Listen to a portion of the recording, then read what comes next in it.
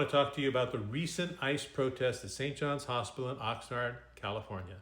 For clarity's sake, not because I'm speaking on behalf of dignity or common spirit. ICE agents brought 2 people into the emergency room for treatment. Because of privacy reasons, I can't tell you whether those 2 individuals or one of them were ICE agents themselves that were injured, protesters that were injured that they brought in, or detainees that they brought in. It doesn't matter. We will take care of anybody who comes to the emergency room for treatment, regardless of their status. The main entrance of the hospital was closed, as were all other entrances except for the emergency room, to protect our patients' privacy, their ability to heal. Why? Because 2 things are true. ICE agents cannot randomly go through the hospital trying to find individuals who may or may not be there legally and book them. If an ICE agent or any federal agent has a valid warrant, they can come into the hospital, take custody of the individual in the hospital, and take custody of them once they leave. They cannot say, we want to take custody, tell us when they're going to leave. Likewise, protesters cannot be entering in the hospital and interfering with hospital business.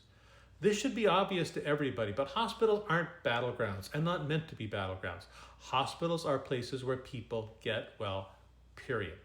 So regardless of how you feel or how I feel about ICE agents and what's going on, the hospital is a sacred place. Now, the protest was carried out in one of the parking lots. The protest was carried out by the protesters peacefully. Let's make that clear. It was peacefully.